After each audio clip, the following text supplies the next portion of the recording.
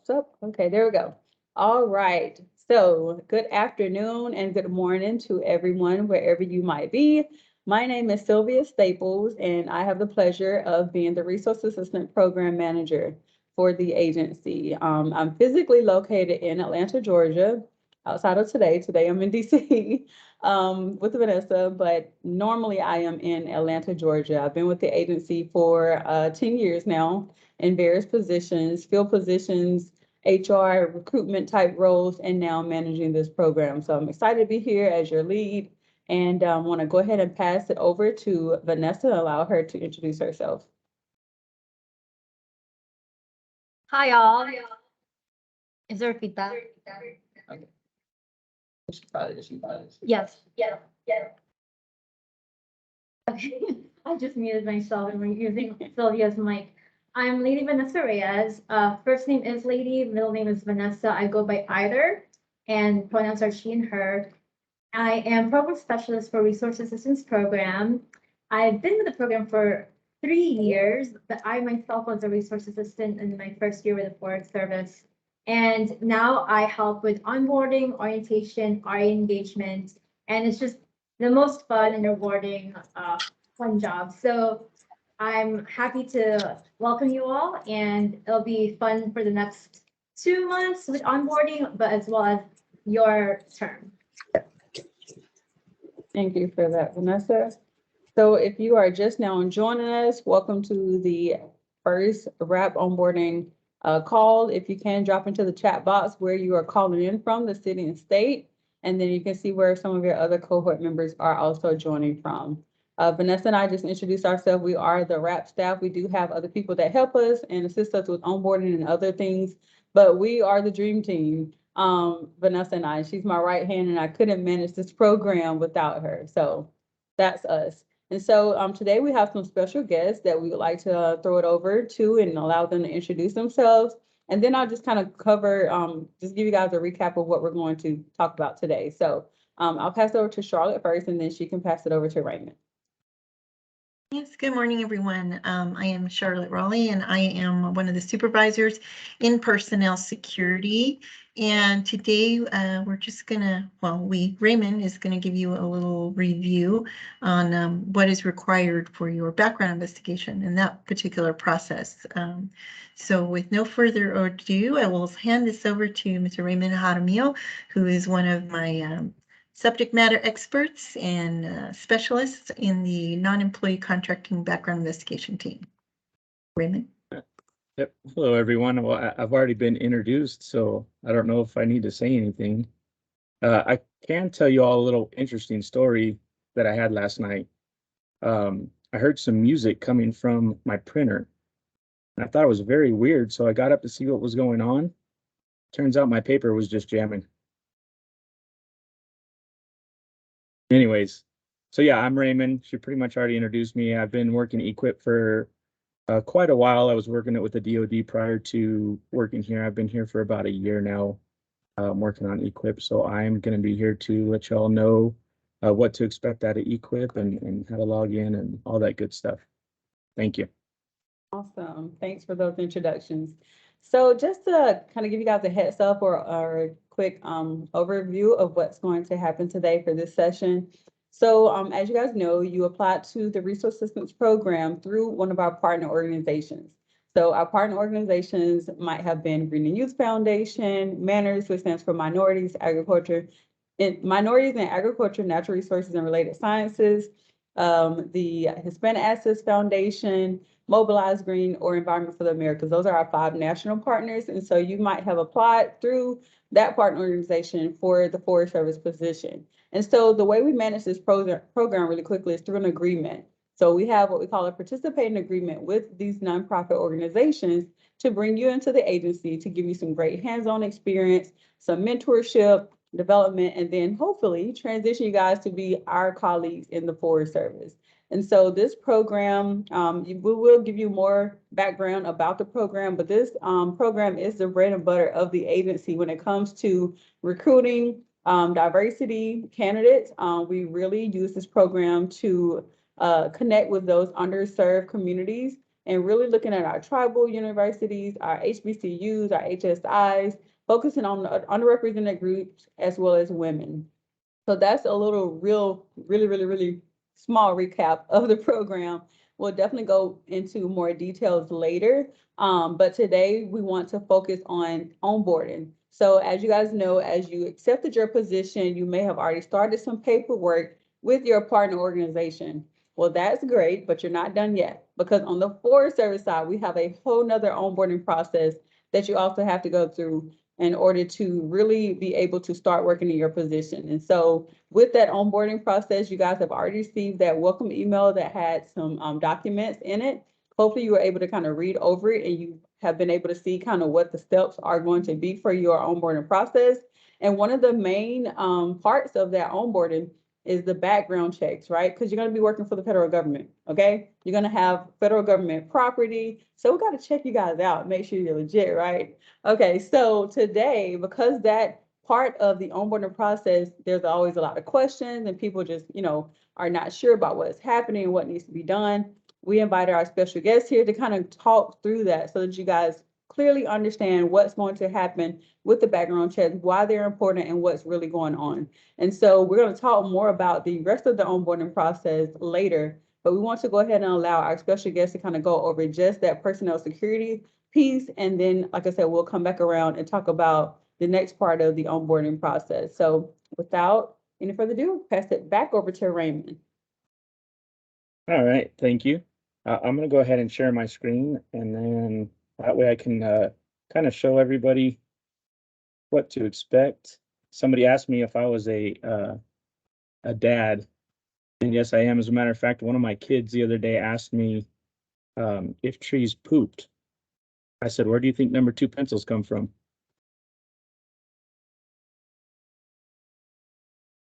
All right. Hopefully, can you all see my screen? We see your screen and we're seeing your email. Okay. So don't know if you. So there you go. here is the 306. You will get this kind of a brief. You should get 2 emails. One from us, and it will have the 306 attached. Most of this stuff is self-explanatory, but you just fill out each one. I'm not going to go over each one because it would take forever. But you would just go ahead and fill it out. And one of the common questions at the very bottom, you just answer all the questions, is which one do I sign? So if you sign either one and date it, it's fine. DCSA does prefer 17A to be signed and dated.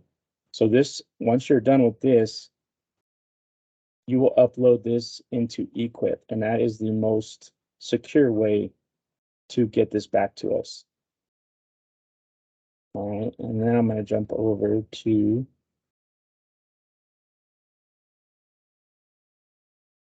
once you get eQuip from us, you will get a link to log into eQuip.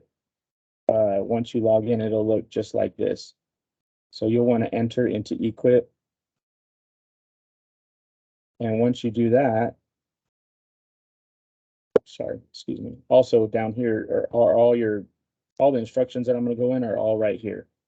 So I'm just going to use this. So once you do this for the first time, it has all the instructions right here.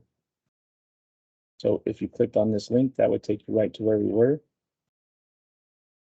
as you can see. And you would do enter into eQuip. It'll give you this little briefing. You're going to hit accept. And then it's going to start asking you questions. So it'll look like this. You're going to hit register user and register for username and password.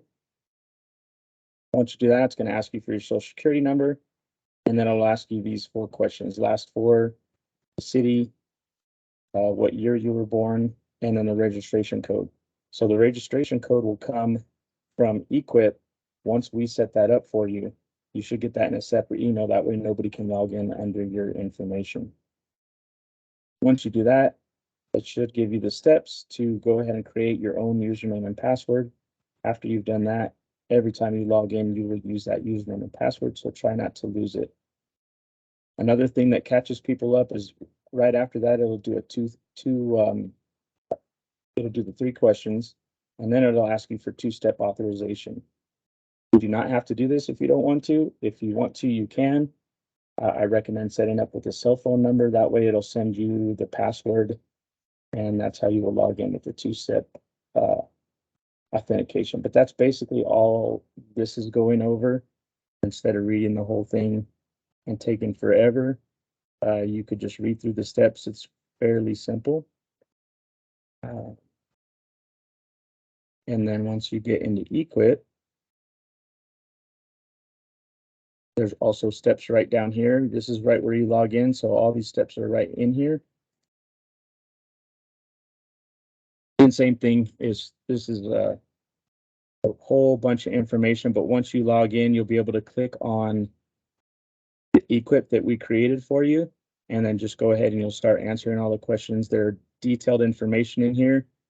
Some of the common mistakes are once you get to like employment or even schooling, just make sure that you put a full address. So a lot of people will just put, let's say for school, they'll put University Drive. Just make sure, usually it's 1 University Drive or 19. Don't forget the, the numbers. And then another important thing for them is street, avenue. Make sure you put all that as well. And it explains all that in here as you're going through. So just, if you read and, as you go through, you should not have any issues. Most of the time, it doesn't take too long. It'll probably take about an hour or two to fill this out if you have everything ready. So you have addresses. If you're doing a T1 clearance, usually they want the last 5 years of where you lived, where you worked, and then any schooling that you had. So if you have all that information ready, it does not take too long. It might take a few more hours if you don't have that information ready, just gathering that stuff up. But yeah, there's a whole bunch of information in here to help you fill it out if you want. And then also, if you reach out to us anytime, so whoever you get the email from stating that you need to go into eQuip, that is usually myself or some of my colleagues. You can always reach out to us and we can help you get through it. If for some reason you can't log into eQuip, usually there's some information wrong. So usually we would have to get in touch with each other and make sure we have the right information for you to log in. But in a quick synopsis, I know we're going to talk about it a little bit more and see if there's any questions. But that's in brief what it's going to look like and what to expect when you get eQuip and the 306.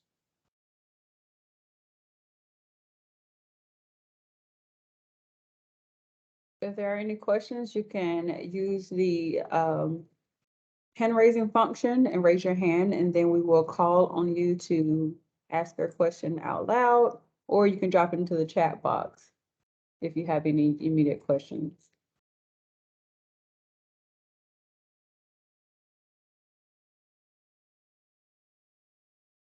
And then let's see, usually a clearance takes for a normal clearance, it can take anywhere from, it varies, but 3 to 6 months is a typical time frame to get it back. And then typically, as soon as we get your information, your fingerprints from you, that was something I was going to bring up as well. We do recommend going to a link pass station. And the only reason why I say that is because if you go to field print, you'll have both options when we send you the email. You'll have to get fingerprinted twice. So if you go to field print, we cannot take the fingerprints from field print and use them for your link pass. However, if you go to a link pass station, we can take those prints and send them to field print and use them for your clearance and use them for your link pass. Hopefully that makes sense. I just gonna jump in here real quick, real minor issue. Nobody here is getting a clearance. These are just background investigations. A lot of people, I know Raymond's referring to it as a clearance, but this is not a clearance. It is a background investigation. Yeah, so just jump in on that. Yeah, misworded it. Thank you.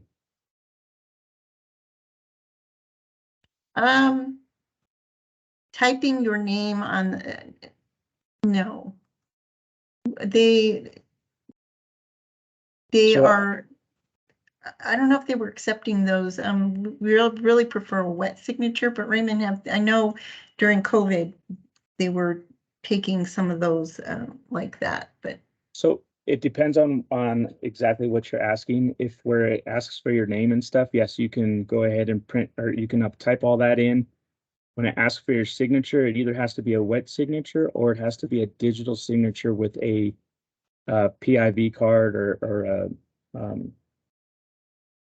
what I used to call cat card in the DoD, but it has to have either a digital signature or a wet signature. Hopefully that helps Yeah, answer your so for you question. guys, it would have to be a wet signature because you guys won't have a card at this point. Correct. so Gabrielle, do you mean prints? You Planning to mean be- fingerprints? I was planning to be in Australia until the 1st of February. So that may, I guess, cause issues with that. I can look about coming back earlier, but It depends. It could cause issues. It could not. A lot of people, we actually deal with a lot of people who we do have some international stuff going on. You can, if you're consulate, if you go to the American consulate, sometimes they'll do them there. We'll need to get fingerprint charts. We can mail those to you, but I don't know how quick that'll be. So the sooner, I don't know when you're onboarding, but the sooner we get that information of where to mail them to you, we can do that.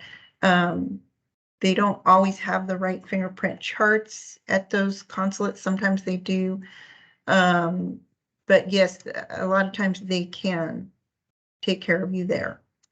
okay. You'll have to touch base with them to find out. All right. Yeah, and Thank you and you just need to be careful because a lot of times they will have fingerprint cards, but it's not fingerprint cards that Field Print will accept. There are instructions when you get your email from one of us on how to receive the proper cards. And then normally you can take those to a local, you can take it where Charlotte was saying, and they will do the fingerprints on there, and then you will mail them back into Field Print. And that should work fine. It'll just take a little time. Yeah, and there are instructions in the email that we send you, but Gabrielle, when you get a caseworker, I would just work closely with them. But usually you can get your fingerprints done at one of the consulates. Thank you.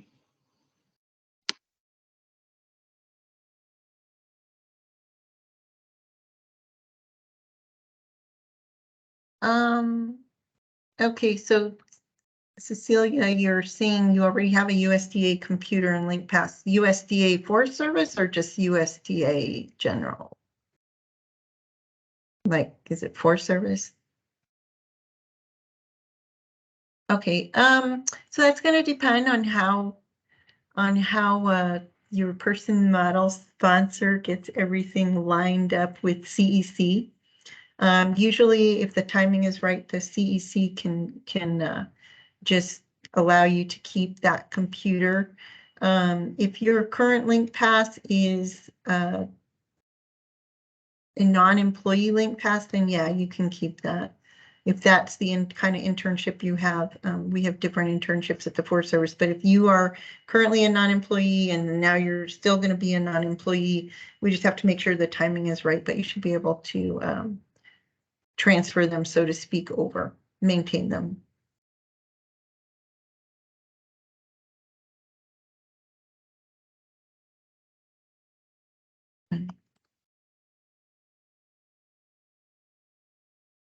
Are there any other questions?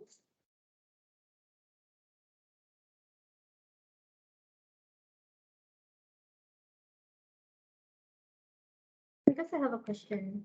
I know that during the pandemic, the many credentialing centers were really not to capacity. Do you know what the status is now? Is it back to pre-pandemic levels or? That's a good question, and it's still kind of hit and miss. There's a lot of stations that are still showing closed that are open. We're still having, I think, some issues getting that all situated. So the best thing to do is, you can look it up what stations are open and go ahead and schedule your appointment with the link that we send you. And I would recommend double checking with your supervisor, somebody that's familiar with the US Forest Service in your area. Because like I said, even here at the masthead, for a while, we were showing closed, even though we were open. And the only way sometimes to know that is by word of mouth, even though we weren't trying to show closed, but for some reason, we just could not get that changed. So, it is a lot better. A lot more stations are open, but however, when people go into high, some of the stations tend to close and then reopen. So we're kind of in a weird situation as far as that goes right now. And Vanessa Raymond is a great person to reach out because he's also the specialist in charge of our link pass station. So he can help guide you, you know, if you're really having trouble finding something. And in the end, we may be just stuck with field print and you know, using waivers until we can get, depending on the area. I don't know where, you know, if your interns are going to be spread all over the continental, which United States, which, you know, the Forest Service has that. There may be challenges in certain areas, but if you're really having a challenge, Raymond can help you, Vanessa. As the sponsor, he can help you kind of navigate that whole thing. Great.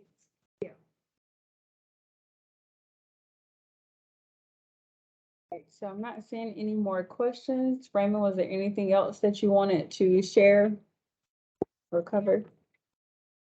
No, I know I went over it kind of quickly, but I didn't want to take up too much time, just trying to give a brief background. But yeah, if anybody else thinks of anything, they can put it in the chat and I'll definitely do my best to answer it. Awesome. Thank you so much for providing us that overview. You have about a specific station? I can try to, every station can kind of do things a little bit different, but if you have a specific question, I can try to answer it. Not all stations can do the same thing. Like here, we can print your card and issue it to you as you go there, but I think we are one of the few that can do that. Usually you have to go do your fingerprints and then it goes to a central print and then your card gets mailed to the station. So typically you'll have to go twice. Did you have a question about a specific situation, Jenna? Oh, I read station. Thank you, Charlotte. I can't read. Yeah, it's about the route internship in general. Well, you can, I guess it's two you can save that parts. question for a Okay. second, Janet. Yeah, this is just about what Raymond just covered about the background investigation and stuff like that. Okay. And then we're gonna switch gears. Okay. All right. Well, Charlotte and Raymond, thank you so much for joining us today and sharing that information about the background checks and about personnel security. And we will be sharing this recording with our RAs. And so if they have any issues or situations, they will definitely be reaching out to you and your staff. So thank you so much. Thanks, everyone. Thank you. Have a great day. Bye. You too. Bye-bye. Okay, so at this point in time, we're going to, I'm going to take your question, Jana, and then we're going to transition and talk about the rest of the onboarding process and talk about the program more in depth and talk about what to expect next. But we wanted to get them out the way so that they can go ahead and finish out their workday doing other things. So you can go ahead and ask your question now if you'd like. Okay, so I'm still in undergrad and I'm planning to go into my master's, a one-year master's program right after. So I'm wondering, I've been having second thoughts. Like, do you think this would be doable, I guess? So I'm gonna drop my number into the chat box and once this is over, I want you to give me a call and let's talk offline. But I'll just give a general answer just in case anyone else is in the same situation, and then we can talk separately. Okay. So the Resource Systems Program, even though you hear the word internship, I like to look at it as more of a apprenticeship. You're going to be expected to show up to work as we do as employees, right? You're going to have certain tasks and certain responsibilities, and there are certain expectations that you guys will have. And although you are in quote unquote an internship type program, you're going to be looked at as an employee, right? So you're going to have your own responsibilities and you're going to be a part of certain staff and certain group with your own projects. So most of you or the majority of you are going to be on a full-time schedule, meaning 40 hours a week, right? There are some people that have been able to negotiate a part-time status with their mentor, but there's not a lot of opportunities for that. And not everyone can, that won't be approved for everyone. It just depends. But for others that are full-time, you again will be expected to work those 40 hours a week, 80 hours a pay period, and you're going to have certain projects and stuff. So in the past, I have seen people try to juggle school and their RA-ship, and it can present some challenges just because you will have your school workload and then you're going to have your workload. And so not everyone can kind of have that time and that flexibility to be able to juggle them both. So everyone's different. But the projects and the things that you're going to have to do may be different. It'll be a case by case thing. So it's not something that I personally suggest that people do just because I, again, have seen the challenges that folks face when they're trying to juggle school and work. But everybody's different. So again, I'm going to drop my number into the chat, and when this is over, give me a call and we'll chat more about it, about your specific situation. But that's kind of my general take. So hope that helps. Thank you. You're welcome. All right, so Vanessa, if you want to go ahead and pull up on your side so Vanessa's going to share her screen and then she's going to go over the checklist that you guys have received. And she's going to kind of talk a little bit about what to expect with each of those items on here with all those steps. And we'll take any questions that you guys might have. And yeah, Vanessa, pass it on to you. Yes, I hope you guys can hear me. Alrighty, so you all received this email and hopefully you have already opened up this checklist. It's the one Excel spreadsheet on there. And it basically lists out the whole onboarding process from, very minute steps, which are still very important to like the most important things like background investigation. So I'll just quickly go through like the first few. To be honest, it's like color coded. So before the orange, it's like where Sylvia and I work with our little team to get the onboarding started. And then everything after step 7, that's Charlotte Rowley and Ray. And they take over with all the background investigation stuff. And then after that, it's basically after all of the steps, like once you're adjudicated and you have everything in the right process. But anyways, I'll just say, I think you've already done this for the majority of you. Just you received that first test email. We just want to make sure that your email address is valid and that we're able to communicate with you. However, if you do have a .edu email address, we do ask that you create a new one that doesn't have .edu, even though your edu email address might not expire, but we just don't know. So we just err on the side of caution and make sure that the email addresses that we communicate with you are valid for the length of your term, even after the program ends. For you. And then make sure that our emails go through to you, not in your spam box, just so that we can communicate with you really easily.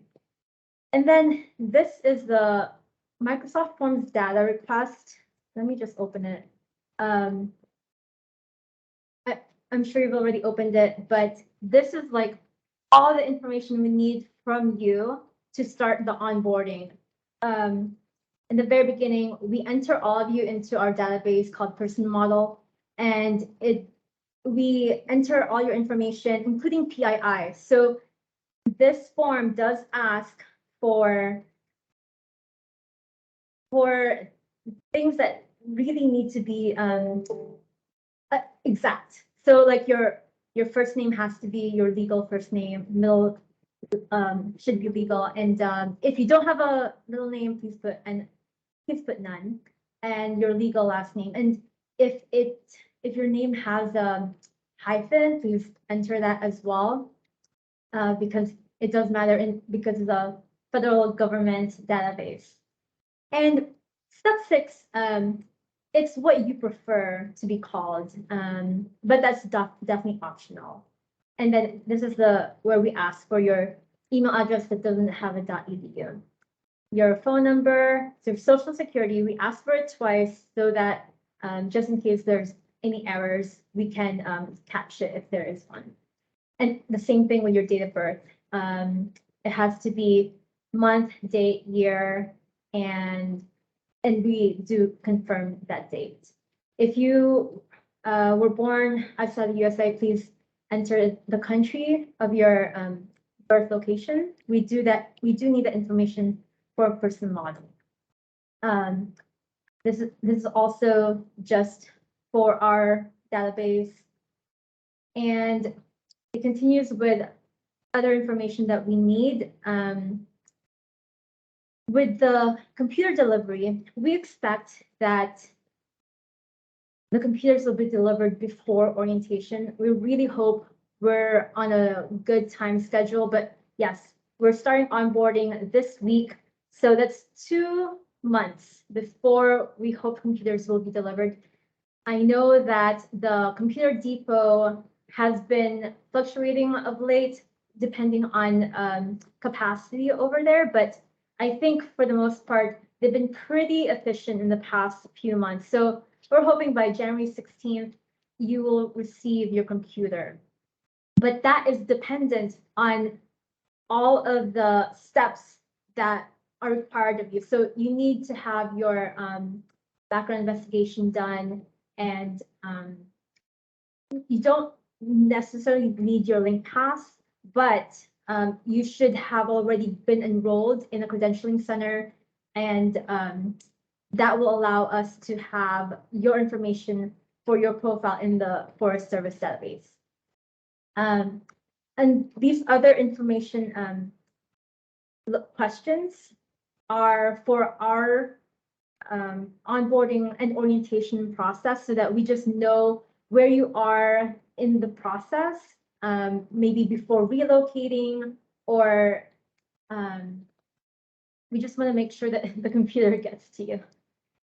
And then if you don't know the information for question 19, that's quite all right. But if you do have a way to get the information, that would be great, because we do try to cross-reference our information with yours, and we just want to make sure that everything matches up.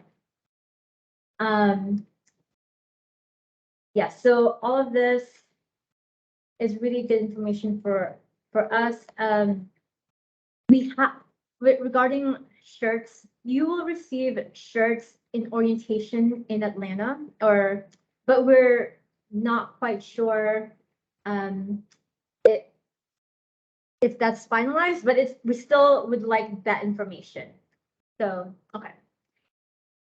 Let's go on to step 4. Okay, so information security awareness training, ISA. It's probably the first thing you should do, even though we need, these should be concurrent. As soon as you finish this, please finish this. It is the training for you to know everything about our information technology within the Forest Service. And we need to make sure that you know how to handle and manage sensitive information, and so that everyone who has access to a USDA computer knows how to manage the equipment as well as the information within the equipment. I think I might have opened that. It's this one. Yeah, just follow through with this form, and then you'll be able to go into the course training. And once you finish this training, there will be a certificate at the end. We need you to screenshot that certificate and send it to us by that email address right here. Yes. So step 5, send a screenshot of this certificate to this email address. And that's the email address that we use with the program. Okay, and then step 6. So we have a bio book for each of our cohorts. It kind of looks like this. And now, so this is from the winter of last year, and we give some information about the cohort as well as a little blurb for each of the RAs. So we would love your participation in creating this little booklet for all of you. And let me just open up that the form. So as a same thing, like very generic information, but also towards the end, I'll just mention, oh wait, before I go there, we would love for you to have your educational background in there. We've tried to make it as clear as possible, but if you have questions about this, please let us know. We would just like to input the right information for you in this bio book. And then towards the end of the form, I would go down here, but I can't. But I'll go in the back end. We do have some perhaps sensitive information, but those will remain confidential. This is about your race and ethnicity, as well as your gender identification. And that does remain confidential. It stays with us, but it is really important for the intent of the program to have this information so that we are actually staying true to the intent of the program. But we really do appreciate that you are willing to share that with us. And then for that photo, right, like every RA has a photo in this booklet. We ask for the photos in this form.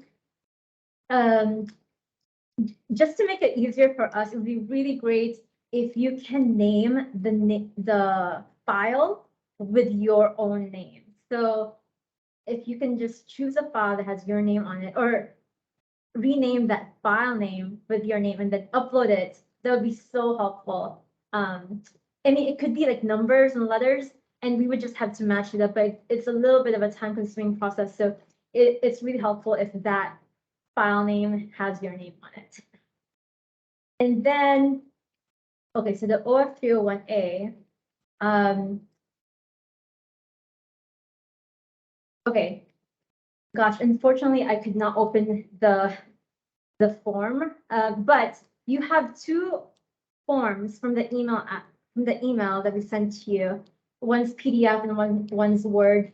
Just make sure you send one of those in. You don't have to send both PDF and the Word document. It was just in case the PDF document gives you issues. And then, yeah, just send that over. Yeah, you can do like you can actually just type your name as your signature for that one.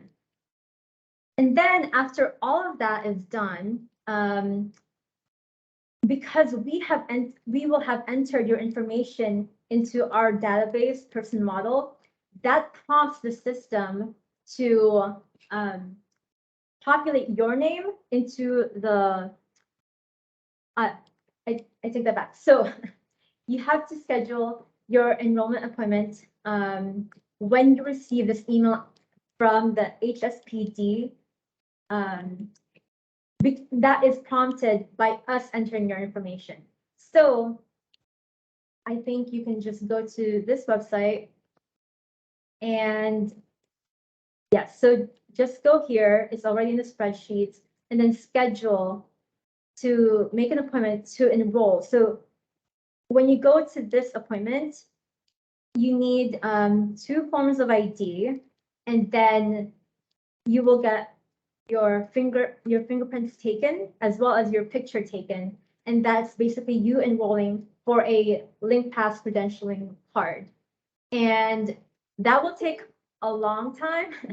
I don't know exactly how many weeks, but it could be quick, it could be kind of slow, also dependent on the location, because as Ray mentioned, there are some areas in the country where it could be difficult to find one near you. If you live near a busy urban center, it might be easier. Like you could find a credentialing center in your city, or maybe just 20 or 30 minutes away. But there are some areas in the country where it could be an hour or 2 hours away. But if that's the case, we can probably talk with your partner and see maybe if we can do some reimbursement if it's 2 hours or more away.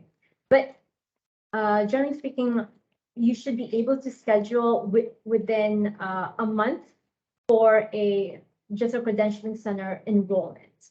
And then, so once you do that, and once you do your, as Ray had mentioned, your equip, then your LinkPass will be in the process.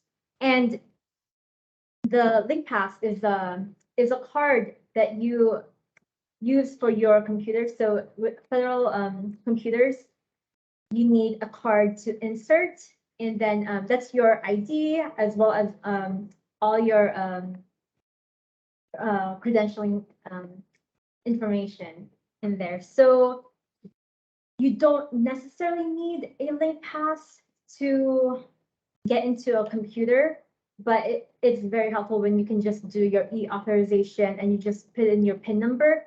If you don't have your LinkPass, it's totally fine. We've had RAs who have gone through the whole 6 months or 8 months with just doing a computer exemption, which just requires you to enter your password every time you log in, which is very doable. But if you can get your LinkPass, it'll be even easier. So all of these parts, for any questions, you should just go to the background investigation caseworker who emailed you the equip, who emailed you the OF306. And you should just try to get your equip done as soon as possible. After you receive the email, you have 2 weeks to finish the form.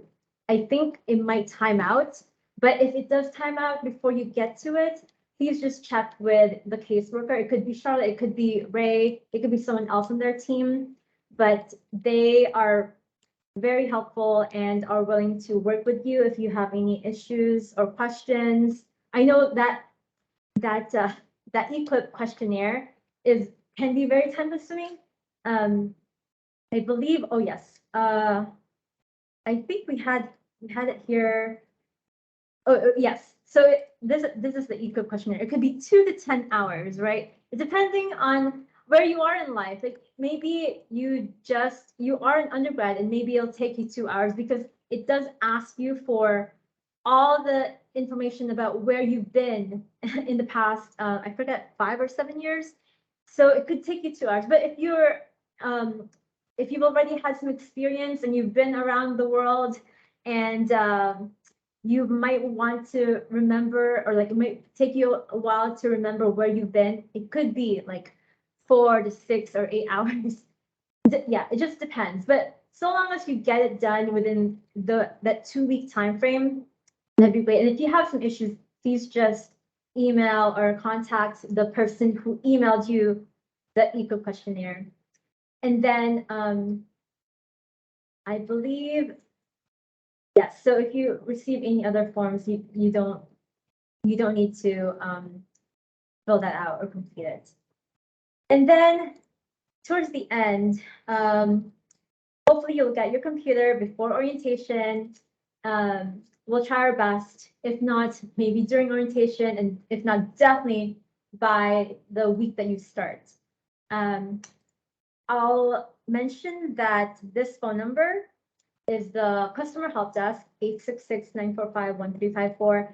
I myself have memorized it because during my RA ship, I called it so often because there's always like technical difficulties, or it's just like some issues with like logging in or something. So I would suggest to just save this into your contacts, in your phone contacts, because they'll be your friends. Even after my RA ship, I still call them like every once in a while because I'll definitely have some technical issues. So I do suggest saving that into your contacts. All of these other items, that's probably for when you actually start. Like we use Teams, Microsoft Teams, that we're using that now. It's our program for everything that we use to communicate internally, outside of Outlook, which is our email platform. And then all of these things you can just look at it after you start, just to make work life a little easier with like little details and aesthetics. So I think that's it in a nutshell. Everything else in that email, there's also a document called Crack the Code, which just basically outlines the whole process. If you want to read it, it would be good for you to just see the process from from outside the box, to see where you fit in, where Forest Service fits in, and how we like interact. And yeah, I think that's it. Are there any questions? Yeah, so you have some questions in the chat box. Okay. Yeah. So Charlotte and Ray are answering some of Oh, them. nice. Let's see. If you worked for USDA or for the Forest Service and you have already been you already have a PIV card or link pass, let us know, because there are different steps that we need to take for you outside of the others. So you can just drop that into the chat.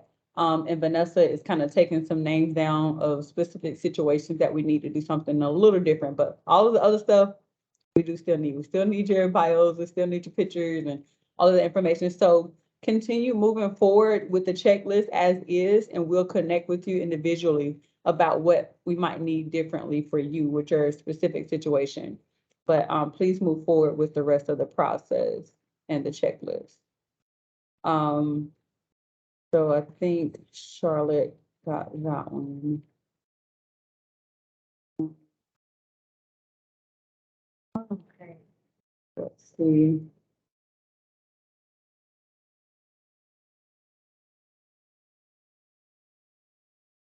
Okay. But you're not currently. Okay. Okay. All right. Thanks for that information. Yeah. So Vanessa will connect with you guys. We probably should have put that on the Microsoft Teams. Microsoft forms to ask if they currently have one or have had one. Oh, yeah. Okay. So if you have more questions, is there anyone that has a question that you would like to come off of mute and ask your question out loud? Yeah, I'll just do it really quick. I put it in the chat, but the initial test email, I responded with my EDU email. But then in the new form that you sent out and I just filled out, I put in an alternate email. Do I just fix the problem doing that? Yeah, that's Okay. fine. Yeah. Thank you. Thank you for that. If we've taken the information security awareness training in the past year, do we have to take it again, or will that Yes. certificate, we have to take it again? Yeah, because Okay. we have to take it every year as like even regular employees. And with you, if it's already been almost a year and you haven't even started yet, you'll eventually need to take it. So yeah, just go ahead and take it again. Okay, totally makes sense. Thank you. Yeah, you're welcome. Any other questions? All right, so I want to also make sure that I kind of throw out there and really emphasize your photos. right? So the photos that we need for the bio book, let's make sure, and this is not to you guys specifically, but everyone will hear this recording. We need professional shots, right? So it doesn't have to be professional from a camera, it can be from your cell phone, but we need headshots, so something here and up and something that looks professional. And we really have to emphasize that because of the pictures that we've received in the past. So just make sure that you guys send us a good professional picture. And it can be something as simple as getting to a blank wall and just, taking a selfie that shows your upper body. So just make sure that those pictures that you guys send in are good professional headshots. I just want to mention what Charlotte wrote in the chat, just for the recording, because those, yeah. It says, please do not schedule any link pass station appointments without an email from US Access. Yeah, sorry if I had mentioned that you can just do that. Please, yeah, just wait for an email from US Access to schedule an enrollment appointment. Yes, and that is prompted by us entering your information. Thanks for that. We also want to make sure we really emphasize that email box that you guys are receiving emails from. Make sure that you maybe save it in your email as like a favorite or something, so that you can always have it to send us questions that you might have throughout this process, as well as when we're sending you stuff, to make sure that it's not going into your junk folder, as you talked about earlier. That's going to be our main line of communication. And again, we will have other people that will be assisting us through this onboarding process, and they will all have access to that same box. In the past, we would allow you guys to email us in our personal work inboxes, but we want everything to kind of stay in one place so that we can make sure that someone addresses your question, because sometimes people will email all of us and then we're not sure who responded. So just email everything to the 21 CSC inbox, and we will definitely make sure that your questions get answered.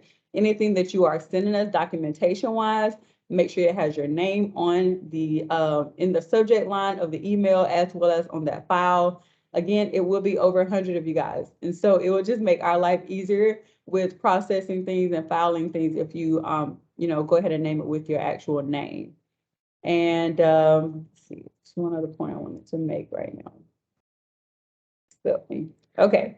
All right. So are there any questions about any of the stuff that Vanessa went through with the other onboarding pieces, as far as the information, awareness training, or the bio book, any of those forms she showed,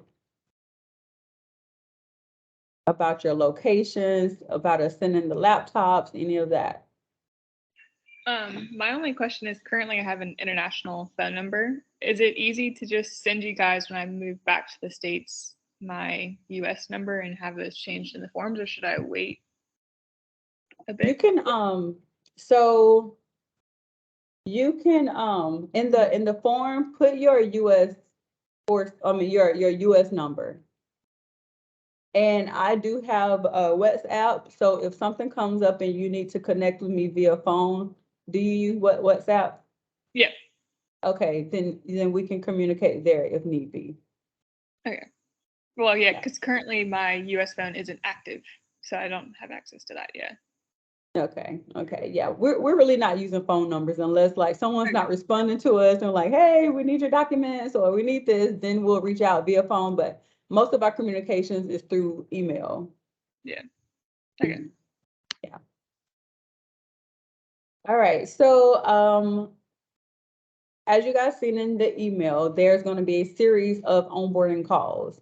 As you also seen in that checklist, there's a lot that happens between now and when you guys start in your orientation. And every step is very important because it will then trigger the next step. And again, we have a small team, and we're also here close to the holidays. And so people will be taking off. So it's going to be really, really important that you guys take care of the things on that checklist as soon as possible, and that you're very responsive to us, so that we can get you through this onboarding process, get those computers to you before orientation. So if there's any questions, we do have these series of open calls that are just for you, right? So this session today was to talk about the onboarding process and to go over the background checks in detail. so that, because that's kind of the area that we had the most questions for. So we wanted to do it as kind of a presentation. The other calls in between are just going to be open calls. What I mean by open call is we will sign on and we'll just be here for the entirety of the call in case you just want to hop on, because we understand it's going to be 100 something of you guys. So emails might be slowly answered. We'll try to answer them as quick as possible. But if there's anything that you want to, ask out loud for everybody else, you can join those calls. It's not an expectation for you to be on for the entire time of the call. It's just for you to have that open time with us, right? So we're going to just use it as office hours, if you will.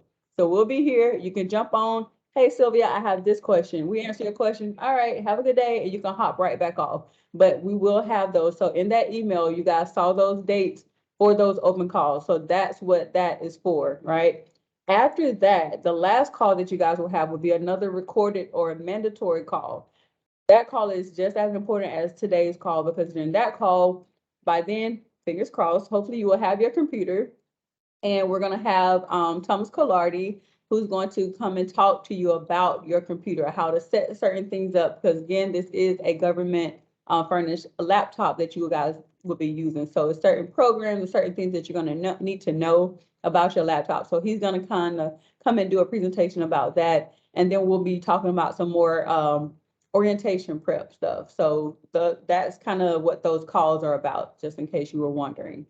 If you have any questions about any of our onboarding stuff, you have to come to us. Your partners had their own onboarding, but they are not, they are not a part of our onboarding. So if you ask them something about what we told you, they're not going to know what it is, right? So make sure that you go to your partner about anything that they have provided you with their onboarding or anything they're doing. But anything that we covered today as a part of the Forest Service and our onboarding, you will need to come to us to get those questions answered. Okay. So that was another point I wanted to make. And the next thing I want to talk about is prepping for orientation. So lucky you are going to be our first cohort where we have an in-person orientation. Woohoo! All the other orientations have been virtual. So can you imagine us having, one group was 40 something, the other group was like 75. Then we had a cohort of 100 and something, all with a week-long virtual orientation. Yeah, it was crazy, but it was still good. And so orientation is a mandatory week orientation for all RAs. During that orientation time, we just talk more about what the program is. So I'll give you an actual real presentation about what RAP is then. We'll talk about RAP. We'll talk about the history of the Forest Service 101. We'll talk a little bit about, we'll introduce you guys to WEPO, which is our work environment. We'll talk about financial literacy for some of you coming straight out of college. This will be the first time you're starting to, make new money is what I kind of call it. So we just have all these things that we want to make sure that we provide you these sessions on so that you are fully prepared and well-rounded as you go into this next journey. Because this Forest Service, this internship that you have will then lead to a permanent position. So we just, again, want to make sure that you are fully equipped for this journey. So that's what orientation is about. So the orientation will be in Helen, Georgia. We did provide a link in the email as well so that you can go ahead and check out the place. What's going to be very important for you guys too is there's going to be another form of communication that's going to come out for logistics, right? You guys are going to be coming from everywhere. And we got to get everyone to Atlanta, Georgia to then travel up to Helen, Georgia. For some of you, you might be close enough to drive to Helen, Georgia, but for other of you, you might have to fly into Atlanta, Georgia, and then travel with us to Helen. And so there's going to be communications that come out so that we can lock in, solidify travel, which is really important, right? So we will be collaborating with Green Youth Foundation, who is one of our partners, to take care of all of the traveling logistics. And so you will potentially be receiving something from them soon to ask questions about where are you or where will you be relocating to, and all of those. And that's for the traveling purposes because we have a lot to get set up for orientation and traveling. Let's see, missing anything with that? I think that's the kind of the main thing I wanted to get out about today. But yeah, we're super excited about orientation. Leadership is excited. Again, we're in Washington, D.C. right now. Met with the chief earlier today, the associate deputy chief, our directors, and they're all excited about you guys coming in into the cohort, into the RAP program. And so they, or some of them will definitely be there at orientation to meet you. And so we're all super excited about that. So are there any questions about orientation or about anything that I just talked about?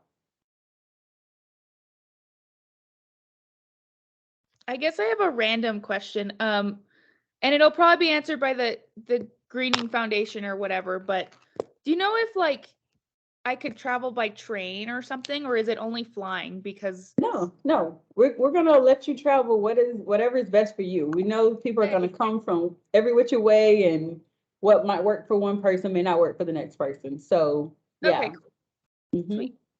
Yeah, so we'll take care of whatever needs to be taken care of, whatever is best for you. Yeah.